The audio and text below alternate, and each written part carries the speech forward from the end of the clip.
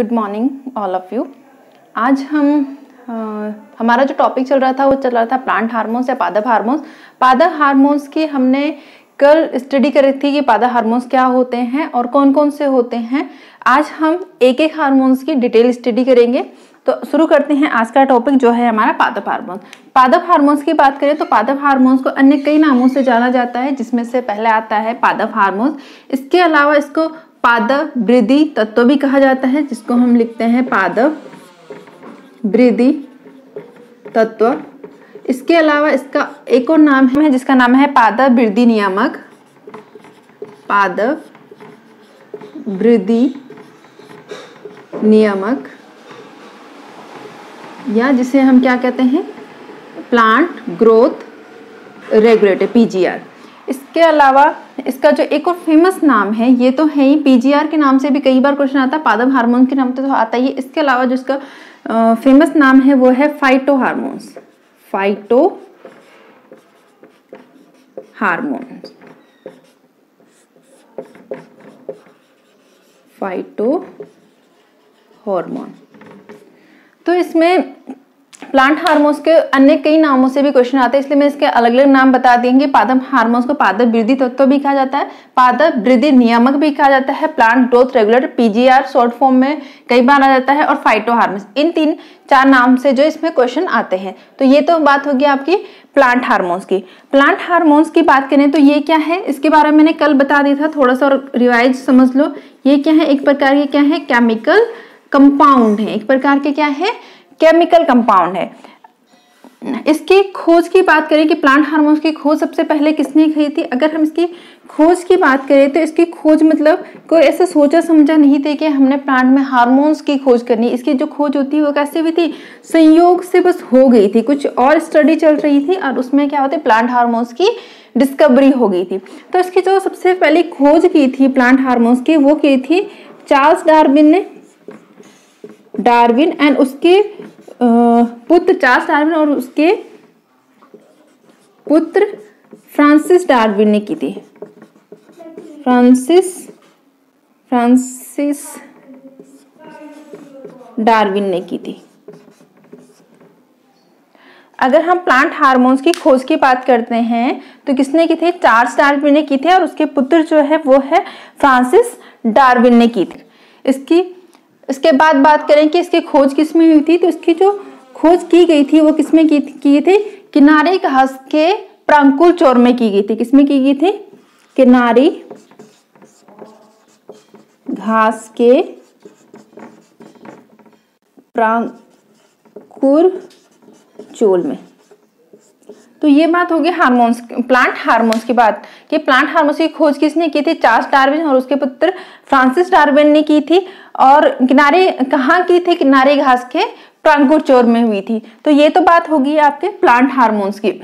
इसके बाद plant hormones की बात करें, इसके टाइप की बात करें तो प्लांट हार्मोन्स का मैंने कल भी बताया था। प्लांट हार्मोन्स को जो है बड़े बड़े 2 ग्रुप में बांटा गया है, जिसमें एक आता है आपका वृद्धि हार्मोन्स और दूसरा जो आता है, एक आता है आपका वृद्धि हार्मोन और जो दूसरा आता है वो है आपका सदमन हार्मोन्स। सदमन हार्मोन, या इसी को क्या कह सकते हैं, इनहिबिटरी हार्मोन्स। इसको क्या कहेंगे, ग्रोथ हार्मोन्स। ग्रोथ हार्मोन्स ये क्या हो गया आपका, इनहिबिटरी हार्मोन्स, या इसी को सदमन का मतलब क्या होता है, रोकना। तो इसका दूसरा नाम है रोधन या रोधक हार्मोन। प्लांट हार्मोन की अगर कैटेगरी या ग्रुप की बात करें तो बड़े ग्रुप में बांटा गया है, जिसमें एक है आपका वृद्धि हार्मोन, दूसरा है सदमन हार्मोन। वृद्धि हार्मोन्स की बात करें तो इसमें 3 हार्मोन्स को मेन रखा जाता है, जिसमें पहला है आपका ऑक्सिन, दूसरा है आपका जिब्रेलिन,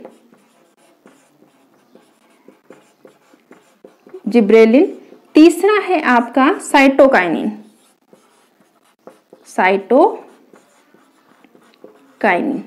ये 3 क्या है आपके, ये 3 जो है आपके ग्रोथ हार्मोन्स है। इसके अलावा 2 हार्मोन्स जो हैं आपके इनहिबिटरी या रोधक हार्मोन्स में रखा जाता है, जिसमें आपका एक आता है एब्सिसिक एसिड अम्ल, और दूसरा जो है आपका, दूसरा जो आता है वो है आपका एथिलीन। एथिलीन, इतनी बात मैंने कल के लेक्चर में भी बता दी थी आपको। इसमें से हमें एक एक हार्मोन्स की डिटेल स्टडी करनी है, जिसमें से आज हम लेंगे ग्रोथ हार्मोन्स को। ग्रोथ हार्मोन्स हम लेंगे पहला हार्मोन जो कि है एक्सिन। एक्सिन होता क्या है, इसकी खोज कहाँ हुई थी, सिंथेसिस कहाँ होता है, कितने टाइप के होते हैं, इसका यूज कहाँ होता है और इसके फंक्शन क्या है।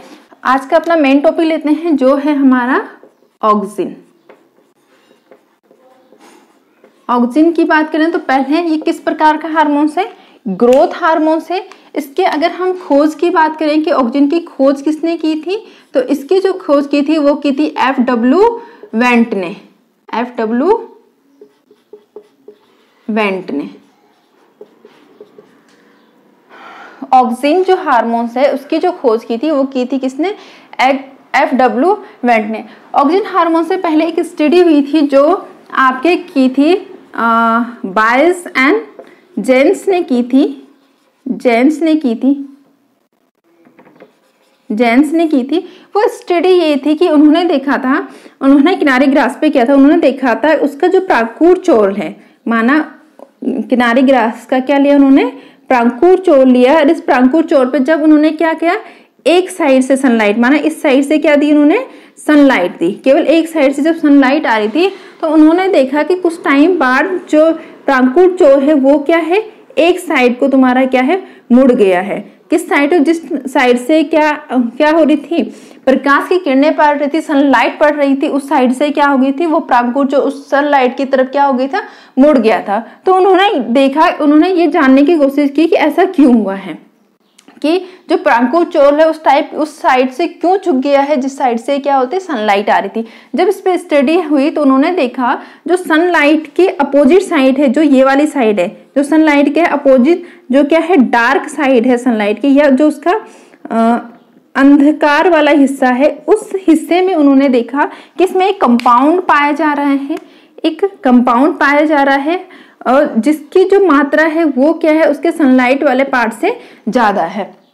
फिर उन्होंने देखा कि इस कंपाउंड का क्या फर्क पड़ रहा है। उन्होंने देखा कि ये जो कंपाउंड है, इस कंपाउंड की वजह से जो डार्क वाले रीजन है, उस वाले रीजन का क्या हो गया, उस वाले रीजन का जो पार्ट है उसमें क्या हो गई है, ग्रोथ हो गई है, लेकिन उसके अपोजिट वाला पार्ट क्या उतनी ग्रोथ नहीं कर पाया है।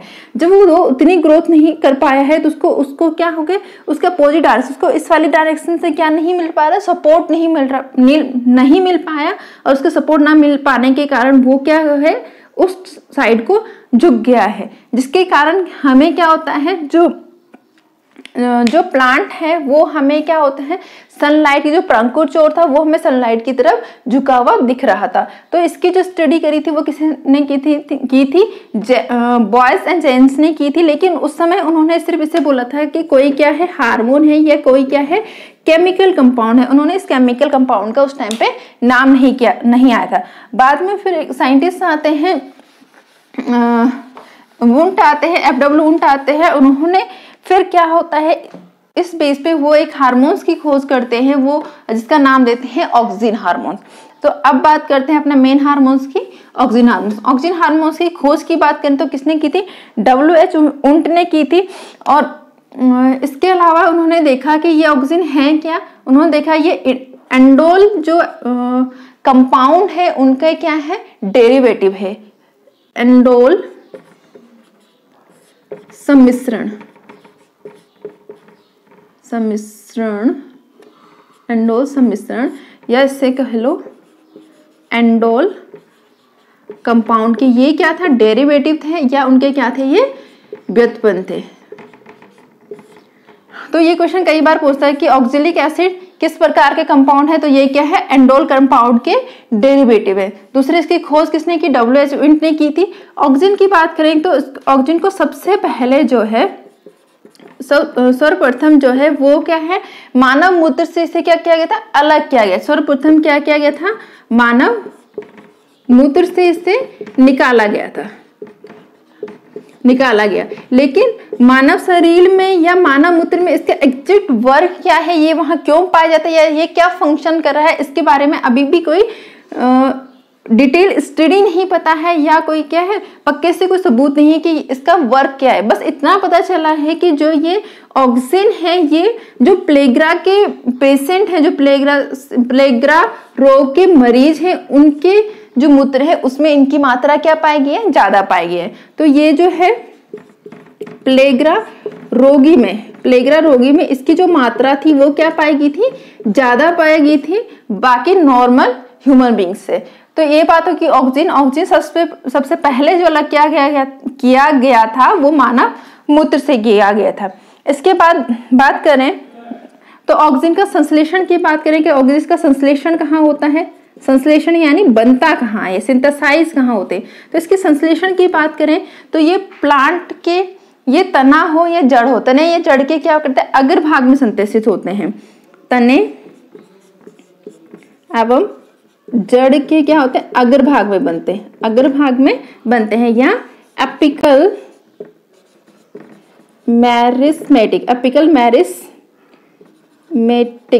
मेरिस्मेटिक में बनते हैं। तो ये तो बात होगी है इसके संश्लेषण के। इसके अलावा बात करें कि इसके प्रकार, तो ऑक्सिन के अगर हम प्रकार की बात करते हैं तो ऑक्सिन जो है दो प्रकार का पाया जाता है। एक जो है प्राकृतिक होता है यानी कि नेचुरल होता है। ये प्राकृतिक जो होता है ये प्लांट से हमें क्या होता है, प्राप्त होता है। दूसरा जो होता है वो है आपका कृत्रिम यानी जो मानव ने बनाया है। तो अगर हम प्राकृतिक ऑक्सीजन की बात करें तो इसमें आता है आपका एंडोल 3 एसिटिक एसिड। तो इसमें आता है आपका एक एंडोल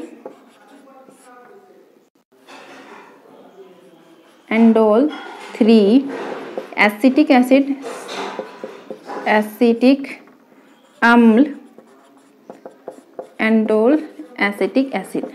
इसमें एक आता है आपका एंडोल 3 एसिटिक एसिड। अगर दूसरे की बात करें वो है आपका एंडोल ब्यूटेरिक अम्ल, एंडोल ब्यूटेरिक एसिड। तो ये दो जो हैं आपके नेचुरल ऑक्सीजन पाए जाते हैं। इसके अलावा आप ये क्या है, कुछ सिंथेसिस ऑक्सीजन भी पाए जाते हैं, जिसमें आपका एक है नैफ्थलीन। इसके अलावा है दूसरा 2,4-D, बहुत फेमस है, अधिकांश लोगों ने नाम सुना हो। इसका फुल फॉर्म क्या है, 2,4-डाई क्लोरोफिनॉक्सी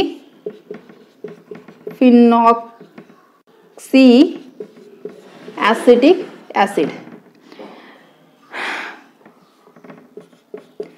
एसिटिक अम्ल। तीसरा जो है ये 2,4,5 ट्राई, जिसकी फुल फॉर्म है 2,4,5 ट्राई क्लोरोफिनॉक्सी एसिटिक एसिड। तो ये तो बात होगी किसके टाइप की। तो ऑक्सीजन जो है वो कितने टाइप के, 2 टाइप की हैं, नेचुरल और प्राकृतिक और क्या कृत्रिम। प्राकृतिक की बात करें तो इसमें क्या आता है, एंडोल 3 एसिटिक एसिड और एंडोल ब्यूटेरिक अम्ल। नेचुरल कृत्रिम की बात करें तो इसमें क्या है, नैफ्थलीन और 2,4-D या 2,4,5 ट्राई क्लोरोफिनॉक्सी एसिटिक एसिड। ये बात होगी कि कितने टाइप के होते हैं, कितने टाइप के होते, कहाँ सिंथेसिस होते हैं, किसने खोज की। अब इसकी मेन बात ये है कि ये ऑक्सीजन का प्लांट में क्या कार्य है, क्या फंक्शन है और इसका यूज कहाँ करते हैं। तो ऑक्सीजन हम जो पढ़ रहे हैं वो क्या पढ़ रहे हैं, ऑक्सीजन। तो यहां देख लेते हैं ऑक्सीजन के क्या कार्य, किसका कार्य क्या है, इसका फंक्शन क्या है। और दूसरी साइड देख रहे थे इसके फंक्शन के अकॉर्डिंग इसका प्रयोग कहाँ करते, इसका प्रयोग या इसका उपयोग कहाँ किया जाता है, उपयोग कहाँ किया जाता है।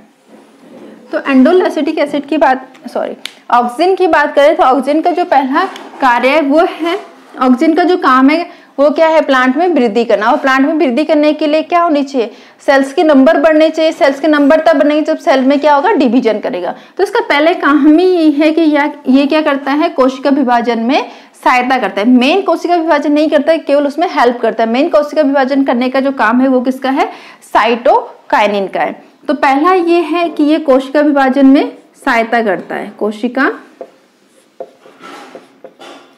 कोशिका विभाजन में सहायक होता है।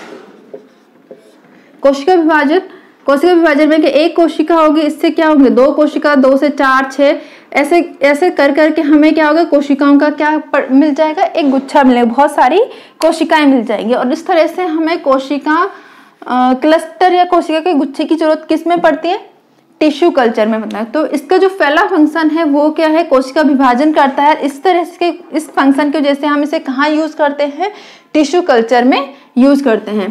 कहाँ यूज करते हैं, टिश्यू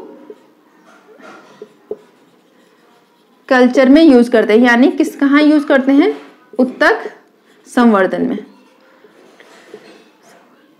उत्तक संवर्धन में पहला।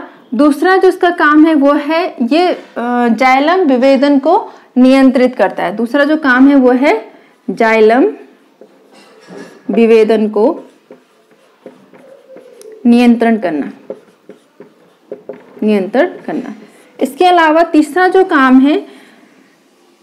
काम है जो ऑक्सीजन है वो क्या है, शिखाग्र,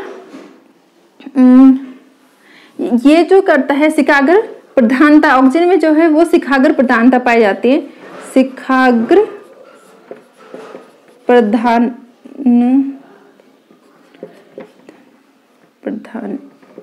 शिखाग्र प्रधानता पाए। शिखाग्र प्रधानता का मतलब ये क्या करता है, पौधे को शिखाग्र मतलब जो शिखाग्र जो तना है उसका जो आगे वाला भाग है कंटिन्यू उसी की वृद्धि करता है। यानी कि अगर ये क्या है आपका प्लांट है और ये इसका क्या है अग्रभाग है, तो ये इस प्लांट को क्या है आगे के और बढ़ाने में कोशिश करता है। इसके जो लेटरल साइड की पत्तियां होती हैं, जो पार्श्व कलियां होती है, उनकी ग्रोथ को रोकता है, उसको ग्रोथ नहीं होने देता है।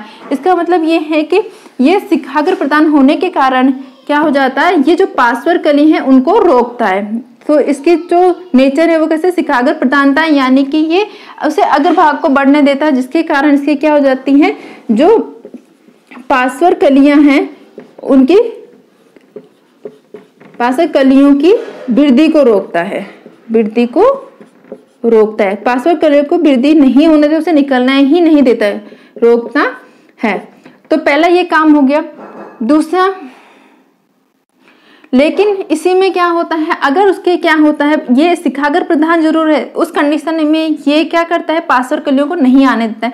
लेकिन इसी में अगर उसकी क्या है, अगर कली को निकाल दिया जाए, प्लांट से तोड़ के अलग कर दिया जाए तो उस कंडीशन में ये क्या करते हैं, जो उसकी लेटरल साइड की जो क्या है, जो उसके पार्श्व कलियां है उनको ग्रोथ करने में फिर क्या करने लगता है, हेल्प करने लगता है। यानी कि अगर इसकी अग्र कली को हटा दिया जाए, अगर कली को हटा दिया जाए तो ये क्या करती है, पार्श्व कलियों की वृद्धि करने लगती है, पार्श्व कलियों की वृद्धि में तब क्या करता है, सहायता करता है, तब ये उसमें सहायता करता है।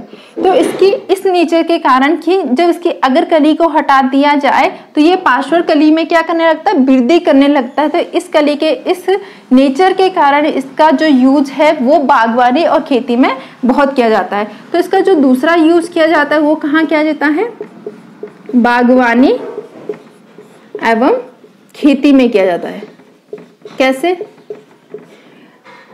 जैसे चाय के बागान में देखे होंगे, तो चाय के बागान में हमें क्या पत्तियां बहुत सारी चाहिए। तो पत्तियां बहुत सारी कब होंगी, जब उसके छोटे से प्लांट क्या है, उसके जो लेटरलाइट की जो साइड के पूरे एरिया को कवर करती हुई पत्ती निकले। ये ना हो कि तना बहुत ज्यादा हो और उसमें पत्तियां ही ना हो, उस कंडीशन में क्या होगी, हमें चाय की पत्तियों से क्या होगा, उतना फायदा नहीं होगा। तो इसका यूज जो किया जाता है वो चाय रोपण में किया जाता है, चाय बागानों में किया जाता है।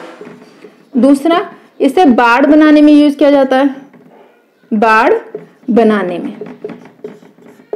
खेतों के चारों ओर जो बाड़ बनाई जाती है उसे पूरी तरह से कवर करने के लिए क्या है, उसके साइड से बहुत सारी कलियों का आना जरूरी है ताकि वो पूरा एरिया को कवर कर सके। और उसके लिए क्या है, जो वहां पे जब नई किसी टहनी को लगाया जाता है या किसी प्लांट को लगाया जाता है तो उसमें ऑक्सीजन का छिड़काव किया जाता है, ताकि उसमें क्या है, उसके ऑक्सीजन का छिड़काव किया जाता है और उसकी जो अगर भाग की जो कली होती है उसको निकाल दिया जाता है, ताकि क्या हो, एक अच्छी सी बाढ़ हमें मिल सके। तो इसका यूज हो गया। अगला जो इसकी यूज की बात है, वो जो बात है जहां एक और ये तने में तो क्या करता है, पार्श्व कली को नहीं आने देता है, लेकिन जड़ में उसका उल्टा काम करता है। जड़ में क्या करता है, उसकी जो लेटरल रूट है, जो पार्श्व कली है, उसकी वृद्धि में क्या करता है, सहायता करता है। इसका जो चौथा भाग है वो है जड़ की पार्श्व कलियों में, पार्श्व जड़ की पार्श्व जड़ों में, जड़ों की वृद्धि में सहायता की वृद्धि में क्या करता है, सहायता करता है। माना ये कोई क्या है, जड़ है, तो इससे क्या होता है, इसके साइड रूट को निकालने में जो मेन काम करता है वो कौन करता है, आपका ऑक्सीजन करता है। ऐसे कहाँ जरूरत पड़ती है हमें, जैसे कि आपने देखा होगा कि हम कोई टहनी माना हमने